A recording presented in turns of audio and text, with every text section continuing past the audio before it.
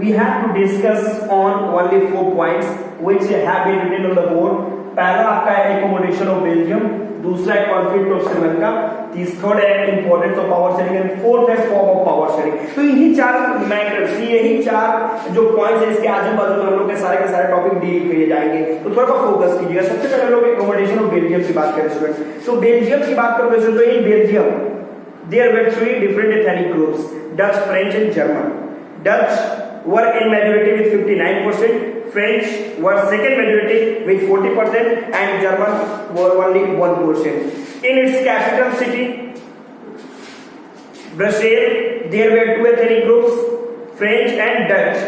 उसमें French जो है वो 80% के बाद मेजोरिटी में है और Dutch जो है वो 20% है. अब इसमें यहाँ पे आपने क्या देखा कि डच मेजोरिटी में है और फ्रेंच सेकंड मेजोरिटी है, लेकिन उनके पास मनी पावर है, उनके पास एबिलिटी है, नॉलेज है, एजुकेशन है.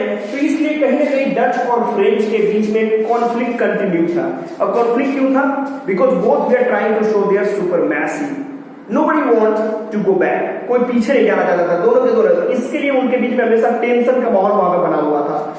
आगे आपने क्या देखा कि लीडर्स जो डच और फ्रेंच के लीडर्स थे वो सामने आते हैं और आके उन लोगों ने इक्वल तरीके से पावर को शेयर किया और बेल्जियम के सारे कॉन्फ्लिक्ट को उन लोगों ने खत्म किया. बाद में एक कम्युनिटी गवर्नमेंट भी बनाई गई और कम्युनिटी गवर्नमेंट में तीनों को डच, फ्रेंच एंड जर्मन तीनों को इक्वल रिप्रेजेंटेशन दिया गया और इस तरीके से बेल्जियम के सारे कॉन्फ्लिक्ट को दूर किया गया. Second conflict of Sri Lanka. Sri Lanka की बात कीजिएगा तो in Sri Lanka there were 2 ethnic groups. 2 अलग अलग लैंग्वेज बोलने वाले लोग थे. पहला सिन्हाला स्पीकिंग पीपल थे, दूसरा तमिल स्पीकिंग पीपल थे. तो सिन्हाला वाले जो थे वो सिन्हाला की बात करें तो वो 74% थे और तमिल वाले जो थे वो 18% थे. अब सिन्हाला की बात करोगे स्टूडेंट तो जैसा कि आप देख रहे हो ये मेजोरिटी में है, इसलिए इनकी सुपरमैसी ज्यादा चलती थी श्रीलंका में और तमिल वालों को ये लोग हमेशा सप्रेस करके रखते थे, हमेशा दबा के रखते थे. उनको कोई राइट नहीं दिया गया था.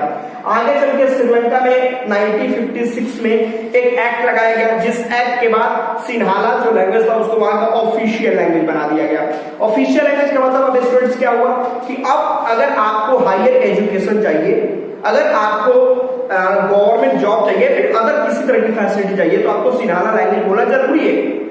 If you are capable to speak Sinhala's language, then you were capable to find out all the facilities given by the government.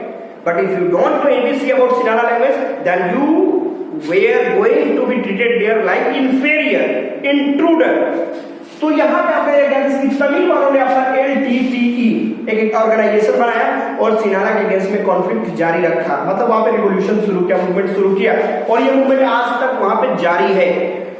तो कहने का मतलब है कि बेल्जियम में कॉन्फ्लिक्ट खत्म हो गया. क्यों? बिकॉज बेल्जियम जो देश था वहां पे मतलब पावर को इक्वल तरीके से शेयर किया गया डच, फ्रेंच और जर्मन के बीच में, जबकि श्रीलंका में कॉन्फ्लिक्ट कंटिन्यू रहा. क्यों? बिकॉज यहाँ पे पावर को कभी भी इक्वल तरीके से शेयर नहीं किया गया.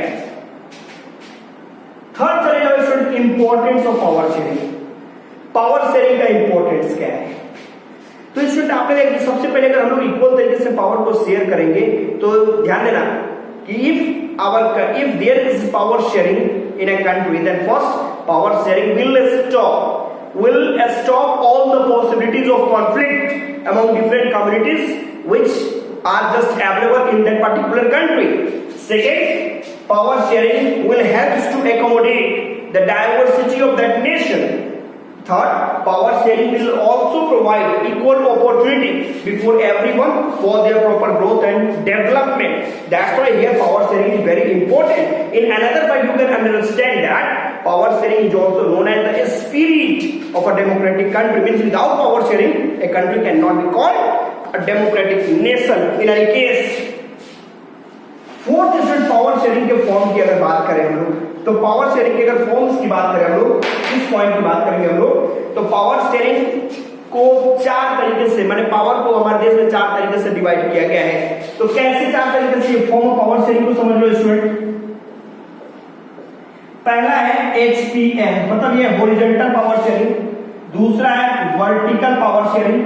तीसरा है सोशल ग्रुप और चौथा है प्रेशर ग्रुप. इन 4 तरीके से आपके देश के अंदर डिवाइड किया गया है पावर को. तो सबसे पहले हॉरिजॉन्टल पावर शेयरिंग की अगर बात करोगे स्टूडेंट तो इसमें आप देखोगे तो हॉरिजॉन्टल पावर शेयरिंग में जाओगे तो यहाँ पे here the power has been divided among legislature, executive and judiciary. Legislature जो कि पार्लियामेंट हमारा जो रूल रेगुलेशन को बनाते हैं, एग्जीक्यूटिव जो एग्जीक्यूट करते हैं रूल्स को, लॉज को, और जुडिशरी मतलब हमारा supreme court, high court and जो डिस्ट्रिक्ट कोर्ट है जो कि प्रोटेक्ट करते हैं उन सब चीजों को। तो ये है एचटीएस। दूसरा है वर्टिकल पावर शेयरिंग।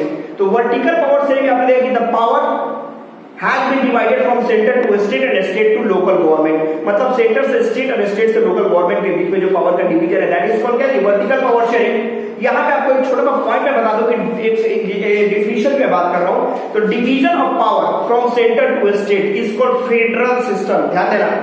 और वहीं पे the power taken from centre and state and given to the local government that is called क्या चीज, डिसेंट्रलाइजेशन। ध्यान दीजिएगा, मैं छोटा सा पॉइंट बता रहा हूं। सपोज करो ये हमारा सेंट्रल गवर्नमेंट है, ये सेंट्रल गवर्नमेंट है, इसका हेड पीएम है।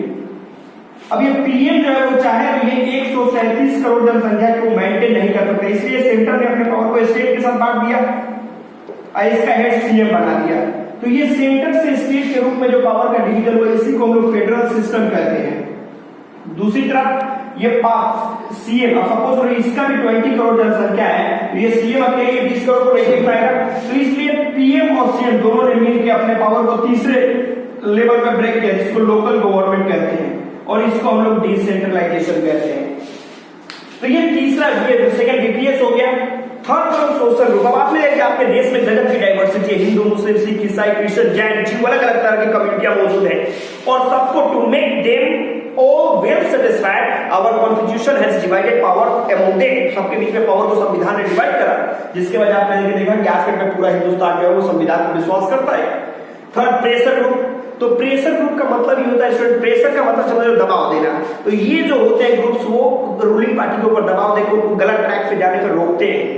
तो प्रेशर ग्रुप को भी दो तरीके से डिवाइड कर दो, तो एक पॉलिटिकल और दूसरा नॉन पॉलिटिकल। तो पॉलिटिकल की बात करें जैसे अपोजिशन पार्टी जो इलेक्शन में जाते हैं, इलेक्शन में जाके जीतते हैं, जीतने के बाद वो लोग रूलिंग पार्टी के ऊपर दबाव देते हैं। मैं अभी देख रहा हूं ना, बीजेपी रूलिंग पार्टी है तो कांग्रेस क्या अपोजिशन पार्टी है, जो कांग्रेस रूलिंग पार्टी के ऊपर हमेशा दबाव देती है कि आप गलत ट्रैक पे मत जाइए। दूसरा नॉन पॉलिटिकल ग्रुप की बात। नॉन पॉलिटिकल मतलब हम लोग जैसे लोग, अगर हमें गवर्नमेंट के ऊपर दबाव देना तो हम लोग क्या करेंगे, हम तो पार्लियामेंट में जाएंगे नहीं हल्ला करने के लिए, तो हम लोग सिंपल सा काम करेंगे, भारत बंद करेंगे, बिहार बंद करेंगे, कभी कभी अपने घर को बंद करेंगे, यहाँ पे आपने करेंगे प्रोटेस्ट करेंगे, स्ट्राइक करेंगे, ये सारे फंडे हथकंडे हम लोग यूज करते हैं गवर्नमेंट के ऊपर दबाव बनाने के लिए।